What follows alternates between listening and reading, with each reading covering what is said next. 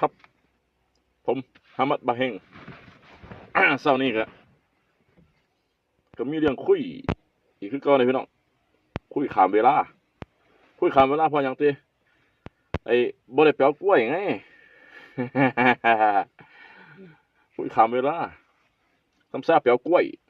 อืมไปขึ้นกล้วยมื้อใดล่ะเอาก็ไปขึ้นกล้วยอยู่วันที่สิบ11หรือวันที่10นี่ล่ะประมาณนี้ล่ะเช็คมื้อนี้ก่อนอืม ผมสวยงามของแท้ ฮ่าฮ่าฮ่าเช้านี้มีความสุขพี่น้องอากาศร่มรื่นดีอากาศเช้านี้ก็เกือบสิติดลบแล้วพี่น้องหนาวอยู่หนาวหนาวจนเขาในซ่วงเลยพี่น้องคนโสดอืมถ้าผู้ใดมีคู่ก็บ่เป็นตาอยู่นํกันหรอกพี่น้องมันฮ้อนฮ่าฮ่าฮ่าฮ่าแต่ว่าช่วงเช้าก็พออยู่แต่ว่าช่วงสายขึ้นมาจักหน้อยนั่นล่ะแฮะเที่ยงน่ะบัดท้ายเริ่มแล้วอาการฮ้อนน่ะ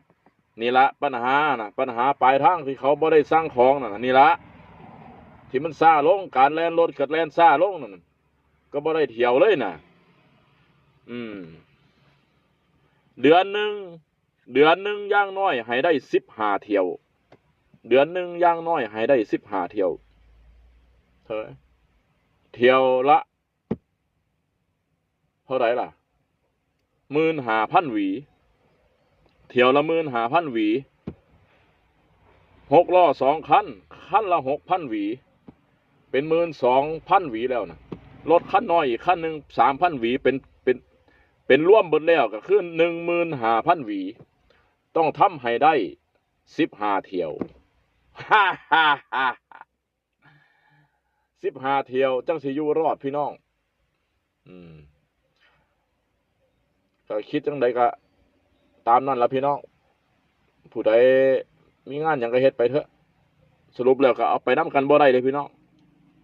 ตายไปก็เอาไปบ่ได้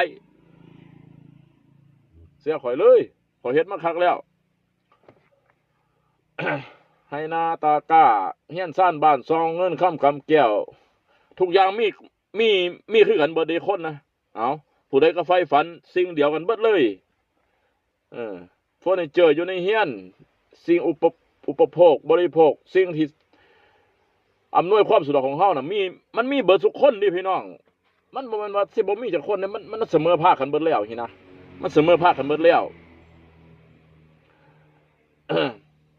สิ่งเดียวที่บ่มันบ่มีคือกันก็คือสินน้ำใจนะพี่น้องนั่นละสิน